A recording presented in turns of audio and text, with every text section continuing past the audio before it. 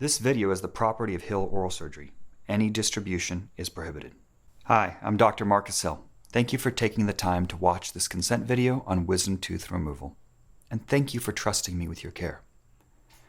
Wisdom teeth do not frequently have enough room to erupt properly into your mouth and be properly cleaned.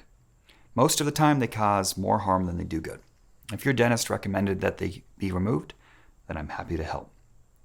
Your wisdom teeth will be removed under IV sedation. When you come in, we'll start an IV in your arm, give you medications through it that make you relaxed and sleepy to where you don't care what's going on.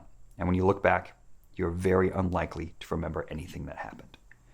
You'll be deeply sedated, but it's still very safe because you're still breathing on your own, your blood pressure's maintained, you're not intubated, you're just checked out. The lights are on, nobody's home. While you're sedated, you'll get all the same numbing medicine as if you were fully awake. So when you wake up, there should not be any pain. The pain will slowly increase as the numbing medication wears off.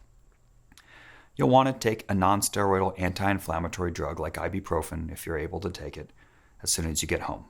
We'll also prescribe a mild narcotic for you to take only if you need it. I recommend you take the narcotic a half tab at a time. You can always take the other half an hour later if the pain is intolerable. The pain does get worse over the first few days and then slowly begins to resolve. To minimize the pain and swelling, I recommend that you ice your face on both sides for most of the day of surgery as well as the day after. This helps prevent the pain and swelling. You're going to get the chipmunk cheeks. They usually peak around day 3 and then slowly get better. Don't be alarmed if it's asymmetric. Most of the swelling and pain usually comes from the lower teeth, and it varies with the level of impaction. Impacted wisdom teeth present a special set of risks. Most of these are temporary inconveniences. There is a nerve that runs through your lower jaw and gives you feeling in your lip and chin. Across the board with wisdom teeth, there's a 10% risk of that nerve being bruised. However, only a 1% risk that it's permanent. There's also a nerve that goes to your tongue. This is even less likely to be damaged and again is usually temporary.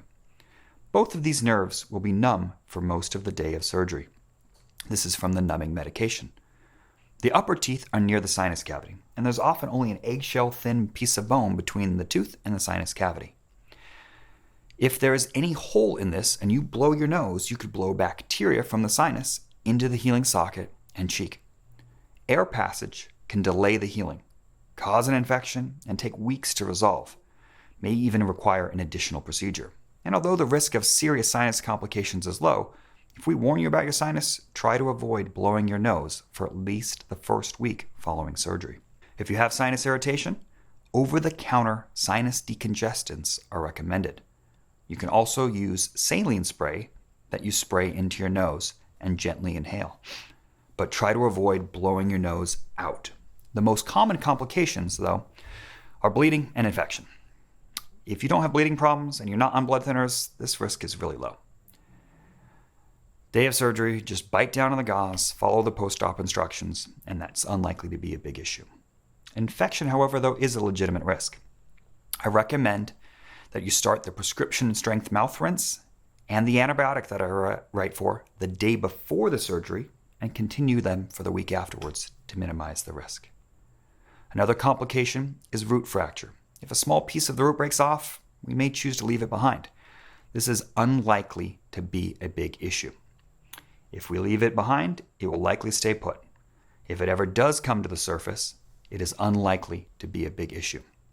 Removing it would cause additional risk of pain, swelling, and possible damage to the structures around the area. In order to get your wisdom teeth out, we will likely split them into pieces prior to removal. This allows us to make a smaller hole so you heal up faster. Don't be alarmed if somewhere in your sedated state you hear a drill. This is normal and to be expected.